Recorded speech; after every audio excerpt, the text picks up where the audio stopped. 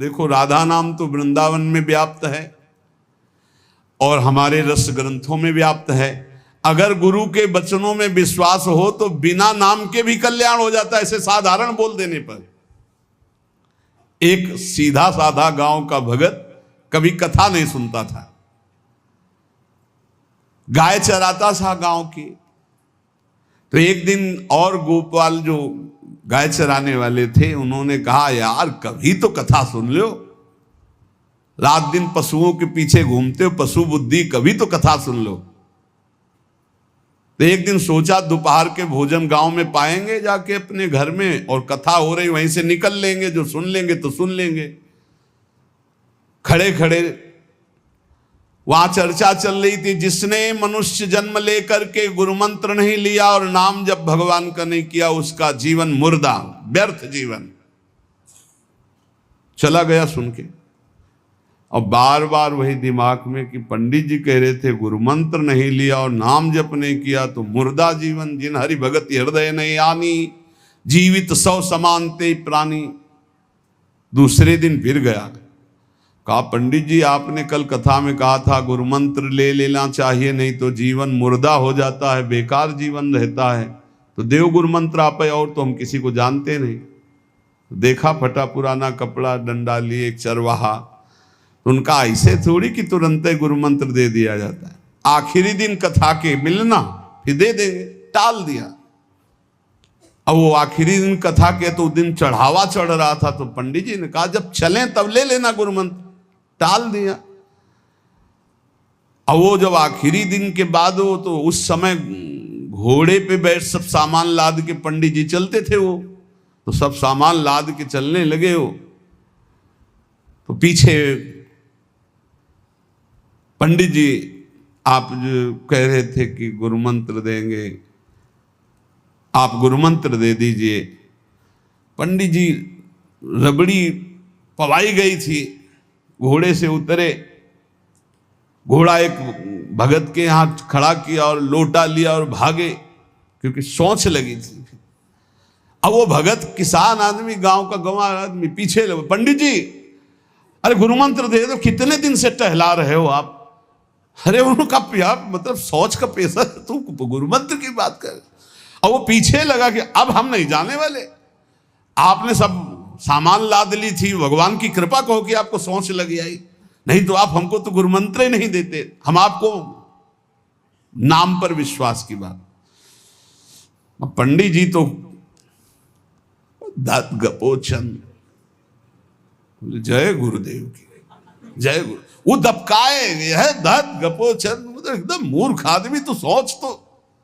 वो प्रणाम कर लिया, जय गुरुदेव, धत गपोचन धत गपोचन।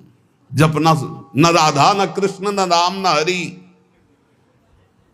घर आया, बोले आज से गाय चराना बंद। बोले क्यों? बोले गुरु मंत्र मिल गया, अब हम भजन करेंगे, हमारा जीवन मुर्दा नहीं रहेगा, अब जीवन सार्थक रहेगा। और मेहनत करने वाला आदमी, गाय चराने वाला आदमी, अब शुरू हो गया बैठ के धत गपोचन धत गपोचन। अब इसमें न कोई भगवान नाम है, न कोई मंत्र है, न प्रणव है, न नमो नमः, कुछ नहीं। गांव के लोग, घर के लोग बोले कि यार 50 गाय चराता था, पता नहीं कौन सा हम लोगों का पाप उदय हुआ कि कह दिया कि कथा सुन लेना। अब वो गाय चराना भी छोड़ दिया, अब गपोचन शुरू हो गया। अब उसकी ऐसी लगन लगी, सहज सरल भोले जो होते हैं ना, हरिवंश महाप्रभु कह रहे हैं, मुनि मन ध्यान धरत नहीं पावत, करत विनोद संग बालक भट, दास अनन्य भजन रस कारण, जैसे हित हरिवंश प्रगट लीलानट। लालजू महाराज बड़े बड़े मुनियों के ध्यान में नहीं आने वाले, बड़े विनोदी। रुक्मिणी जी से कहा तैयार हो, भगत के दर्शन करने चलना है। रुक्मिणी जी ने कहा बहुत दिनों बाद आज आपको किसी भक्त की याद आई, प्रभु जरूर कोई महाभागवत होगा, हम चलते हैं। बोले बहुत विचित्र महाभागवत। चले, साधारण वेश में चलना है। जब गांव में गए, उस भगवान तो सर्वज्ञ ही है, उसके घर के दरवाजे में बैठ गए और रुक्मिणी जी से कहा कि पहले तुम मिल के आओ भगत के, फिर हम मिलेंगे। रुक्मिणी जी ने कहा हाँ ये उत्तम बात है, पहले हम उनको दर्शन दे के और दर्शन करके आती है। तो आंख मूंदे ऐसे, न खाना न पीना, धत गपोचन। रुक्मिणी जी ने कहा ये कौन सा नाम भगवान का, न विष्णु शास्त्र नाम में है, न गोपाल शास्त्र नाम में है, और कहीं हमने पढ़ा नहीं, ये कौन सा भजन कर रहा है। कहा किसका भजन कर रहे हो, चुप रहा। फिर किसका भजन कर, 2-3 बार तो गुस्सा के आंख खोला, देखा कोई स्त्री, तो बोले तुम्हारे खसम का भजन कर रहे हैं, और किसका कर रहे हैं। वो रुक्मिणी जी आ गई, बोले बहुत जानकार भगत है प्रभु द्वारिकाधीश से कहा बहुत जानकार भगत है। बोले क्यों, बोले हमने कहा कि किसका भजन कर रहे हो, देखो हम इतना छुप के गई थी लेकिन वो पहचान गए, वो कह रहे तुम्हारे खसम का भजन कर रहे थे। अब भगवान ने कहा हाँ तभी तो हम आए भगत जोड़ कर। बोले प्रभु आप दर्शन बाद में करना, जाके पहले हमारा प्रश्न बता, प्रश्न का उत्तर दे दो कि आपके विष्णु शास्त्र नाम, गोपाल शास्त्र नाम, बहुत से नाम हैं, ये नाम तो हमने कभी नहीं सुना। भगवान ने कहा ये नाम हमको तो बहुत प्यारा है। बोले आपको कब, मतलब ये कब कैसे नाम रखा गया। बोले बहुत प्यारा है, हमारा ब्रज का रखा हुआ नाम है, ब्रज में मैया ने रखा था। कैसे रखा था। बोले एक दिन मैं माखन चोरी कर रहा था, सखा के कांधे पर खड़ा हुआ, ऊपर माट में हाथ डालकर मक्खन पूरा ऐसे खाता जाता, सखा को पवाता जाता। इतने में मैया और गोपी जन आ गई। एक कन्हैया ये क्या कर रहा है। अब हमने देखा कि फंस गए। हमने कहा कि मैया हमें बहुत भूख लगी थी और देखा कि इसमें चींटी चढ़ी हुई है, तो हम चींटी निकाल रहे थे। तो बोले चींटी कैसे निकाल रहे थे, यहां पूरा हाथ सना हुआ है तुम्हारा चींटी। बोले अरे भैया तू बावरी, जब चींटी को ऐसे निकालने करते वो अंदर चली जाती तो खबो खबो के निकाला, इसलिए ऐसा इतना हाथ हो। बोले यहाँ मुंह में भी जब तुम्हारे मक्खन लगा, एक मक्खी बार बार उड़ रही थी तो हम ऐसे मारा तो पूरा मुंह में मक्खन लगा। मैया ने कहा धत गपोचन। बोले ये उस समय का नाम रखा हुआ है, मेरा बाल गोविंद में जब मैया ने रखा था मक्खन चोरी के समय उस। अब आप विचार करके देखो, भगवान का साक्षात्कार गुरु वचनों पर विश्वास होने पर साधारण शब्द बोला तो भगवान तो सर्वलोक महेश्वर सर्वज्ञ, उनके सब अक्षर, जैसे हर अक्षर में आ विराजमान है, का खा गा घा आ, ऐसे ही सब अक्षरों में ब्रह्म विराजमान है। फिर राधा नाम तो स्वयं हरि जपते हैं, और राधा नाम तो परम प्रेममय है और बड़ा गुही है। विश्वास करके जब वो धदगपोचंद जपा तो रुक्मिणी द्वारिकाधीश भगवान दर्शन देने आ गए, और तुम विश्वास करके राधा राधा जपोगे तुम्हें नहीं प्राप्त हो जाएगा। अरे यही राधा स्वयं भगवान हरि जपते हैं। इसलिए संदेह शब्द नहीं होना चाहिए उपासना में। जो गुरु ने उपासना दी उसमें संदेह नहीं होना चाहिए। और 5वां, इस 8वें सूत्र में 5वां, असूया, दूसरों के गुणों में दोष देखना, चुगली करना और ईर्ष्या, इनसे बहुत दूर रहना चाहिए उपासक को। ईर्ष्या बहुत बुरी है। कंचन तजना सहज है, सहज तिया का नेह, मान बड़ाई ईर्ष्या दुर्लभ तजनाए। ईर्ष्या बहुत बुरी है,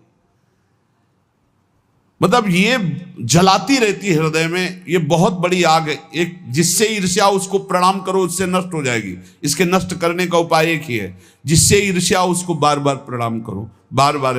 और वो तुम्हें कितना भी कड़ुआ बोले तुम बुरा मत मानना, तो तुम्हारी ईर्ष्या नष्ट हो जाएगी नहीं। ईर्ष्या बेमतलब जलाती रहती है। और किसी के गुणों में दोष ना देखे, किसी की चुगली ना करे। सुनो, ऐसे से कुछ लोगों का स्वभाव होता है, उनका भोजन ही नहीं पचेगा जब तक 2-4 की बुराई नहीं कर लेंगे। सुना तुमने ऐसे से ऐसा नहीं, हमने तो नहीं। अरे मतलब ऐसे गूढ़ विषय की चर्चा मानो ब्रह्म साक्षात्कार करा देंगे। ऐसे लोगों से बचना चाहिए जो दूसरों की निंदा चुगली करते हैं। निंदा चुगली करने वालों को ऐसा लगता है जैसे चक्रवर्ती सम्राट पद में बैठाल दिए जाएंगे, जब 2-4 उनको मिल जाए सुनने वाले। फिर जैसे कोई भगवत प्रेमी महात्मा खूब सरस भगवान की चर्चा करे, ऐसे ये द्वेषी जन होते हैं। ये निंदा बहुत संभाल संभाल करके, कहीं भी चूक ना होने पावे, पूरी निंदा। तो ऐसे लोगों से बचे। चुगली करना, दूसरे के गुणों में दोष देखना और ईर्ष्या करना। 9, प्रत्येक परिस्थिति में अपने आराध्य देव के द्वारा दिया गया मंगल विधान है ऐसा मानना।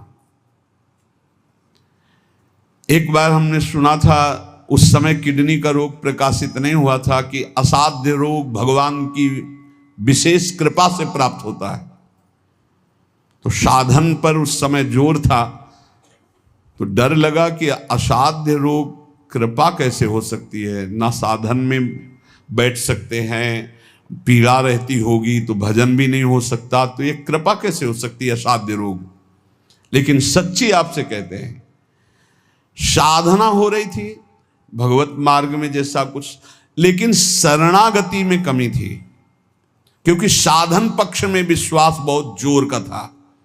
शास्त्र प्रमाणित साधन के बल से भगवत प्राप्ति पर विश्वास हमें था। कृपा शब्द का हमारा कोई परिचय नहीं था, कृपा शब्द से हमारा कोई परिचय नहीं था। पक्का समझ लीजिए, क्या कृपा शब्द, ये तो शब्द ही नहीं था, बस साधन शब्द से परिचय था। अपनी इंद्रियों को बस में करो, मन का निग्रह करो और भगवान का निरंतर भजन करके परम पद प्राप्त करो। हर समय अपने साधन में लगे रहो। जब किडनी फेल हुई, साधन शब्द हटा, अब हाहाकार मच गया अहंकार में। अब क्या, फिर जो अहंकार शरणागत हुआ, फिर बात बन गई जो करोड़ों जन्मों की साधना से नहीं बनती, वो इस असाध्य रोग ने काम बना दिया। कह रहे हैं कि प्रत्येक परिस्थिति में पूर्ण कृपा, पूर्ण मंगल विधान देखना, ये 9वां सूत्र है। जैसी भी परिस्थिति आवे, चाहे जितना विकराल रूप लेकर के आ जाए परिस्थिति, कृपा ही कृपा, कृपा ही कृपा, सच्ची मानना, परिणाम में देखना बड़ा मंगल और बड़ी कृपा होगी। 10वां, प्रेम प्राप्ति के मार्ग के पथिक का जीवन बड़ा विनयमय, बड़ा विनम्र, बड़ा संयमी, सदाचारपूर्ण, त्यागमय और शांत सुख स्वरूप, प्रेमी महात्मा का ये स्वरूप। बड़ा विनम्र जीवन, बड़ा विनयमय जीवन, बड़ा संयमित जीवन, सदाचारपूर्ण और त्याग रूप। त्याग की चेष्टा नहीं, वो त्याग रूप ही है। प्रभु के सिवा उसे कुछ अच्छा नहीं लगता। कुटुंब देहते जाए छूट सब ही विधि नातो। और अद्भुत शांति, अद्भुत शांति, कोई भी द्वंद आ जाए उसे अशांत नहीं कर सकता। 11वां, श्री राधा माधव के नित्य नूतन परमानंद प्रदान करने वाले पदों का गायन, उनकी सेवा, उनके प्रेमी जनों के दर्शन संभाषण, तब ऐसे प्रेमानंद की तरंगे हृदय में उछलती रहती है जिससे लीला रस में उसका प्रवेश हो जाता है। तब उसका लीला रस में प्रवेश हो जाता है। जीवन भर हमारा एक ही कार्य है साधना का, मय्येव मन आधत्स्व मयि बुद्धि निवेश है। प्रियालाल में मन लगाना है, प्रियालाल में बुद्धि लगानी। बुद्धि का काम है निश्चय करना, मन का काम है संकल्प विकल्प करना।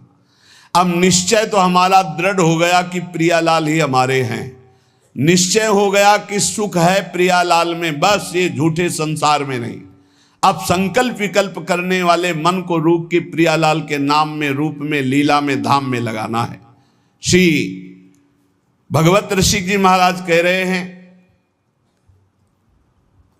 हम शिष्य श्यामा श्याम के गुरु, हम श्यामा श्याम।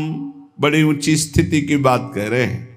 ये तभी होती जब हमारा मन और बुद्धि का निश्चय केवल श्यामा श्याम में है। देखो, ये गुरु शिष्य का संबंध, प्रियालाल से संबंध दृढ़ होने के लिए है। वही श्यामा श्याम अपने स्वरूप का प्रकाश करने के लिए, प्रेम का प्रकाश करने के लिए, मार्ग का ज्ञान कराने के लिए गुरु रूप में विराजमान होते हैं, और कोई दूसरा नहीं। गुरु गोविंद न भेद कराए। लेकिन यह बाहरी व्यवहार का क्षेत्र नहीं गुरु शिष्य का, ये शुद्ध परमार्थ का संबंध है। इसमें लौकिकता की गंध भी नहीं है। इसीलिए कह रहे हैं हम शिष्य श्यामा श्याम के, गुरु हम श्यामा श्याम। ओत प्रोत अर्पण कियो निज मन तन धन धाम। निज मन तन धन धाम निरंतर अंतर नाही।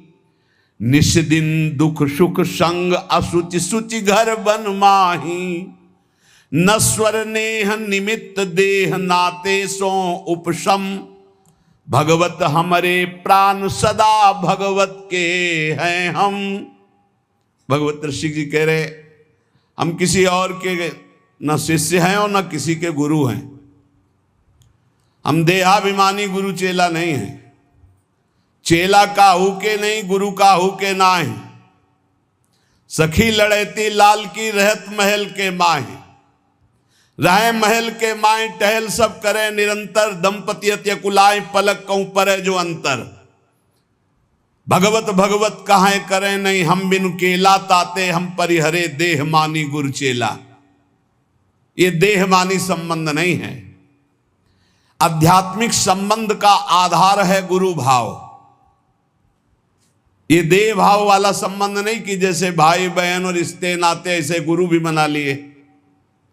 ये सिर्फ अध्यात्म का संबंध है। प्रायः देह भाव में ही स्थित होकर के देह भाव को ही गुरु मान लिया जाता है।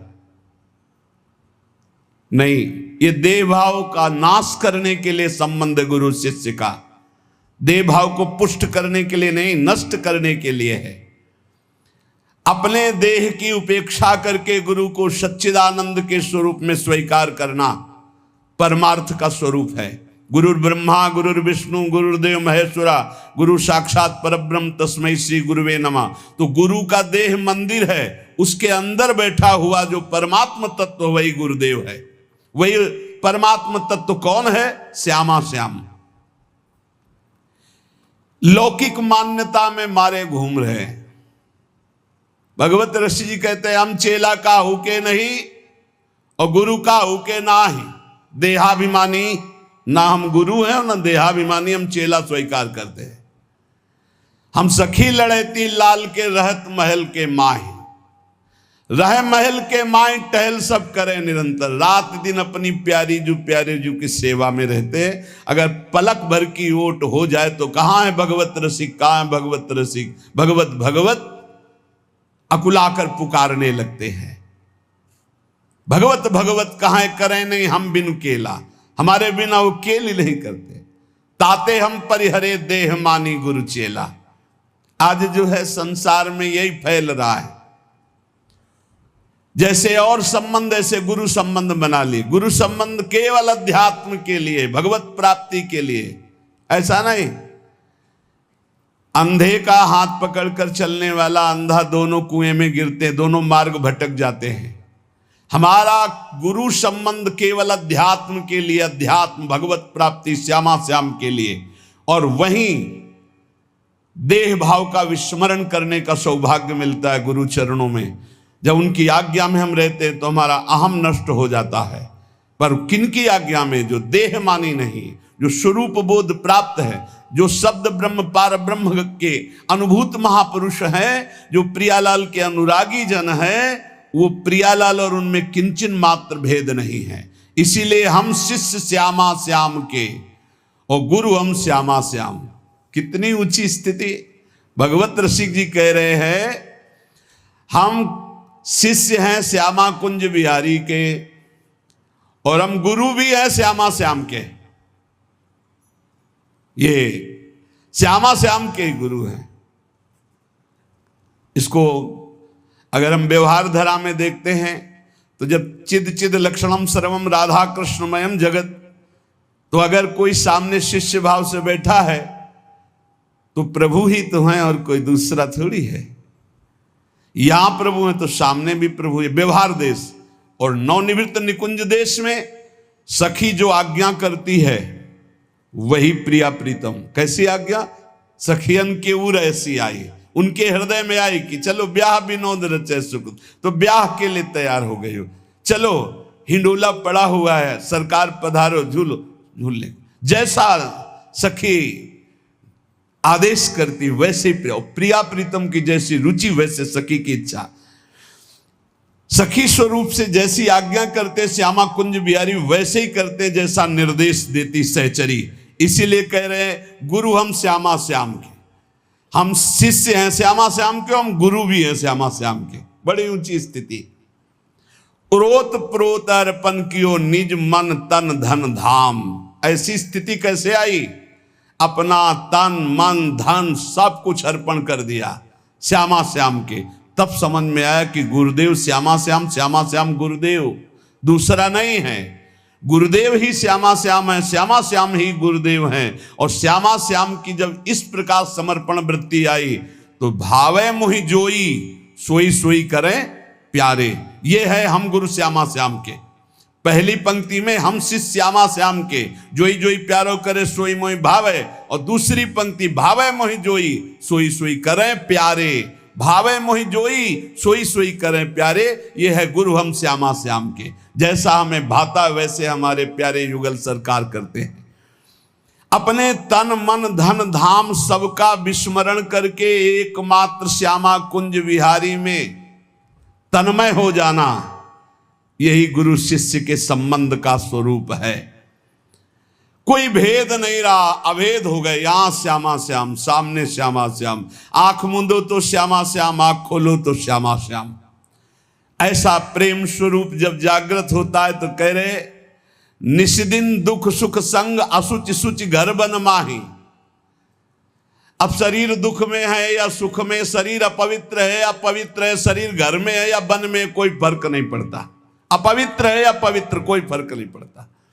ये सब प्रारंभिक बातें हैं। पवित्रता अपवित्रता, शरीर शौच में बैठा हुआ, मन लीला में डूबा हुआ है, सामने प्रिया प्रीतम विराजमान है। अब वहां पवित्रता पवित्रता का क्या, कैसे जालोगे इन बातों को? कह रहे निष्दिन दुख सुख संग असुच सुच घर बन माही। अब नश्वर नेह निमित्त देह नाते सो उपसम।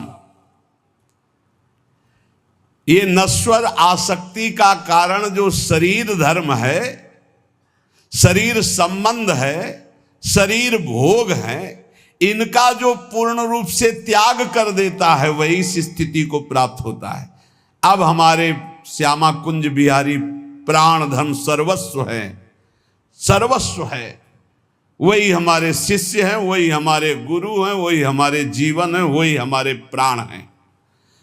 यहां कह रहे कि केवल बुद्धि रात दिन श्यामा श्याम का है विचार करे। पहला जीवन का चरम लक्ष्य भगवत प्रेम, भगवत प्राप्ति।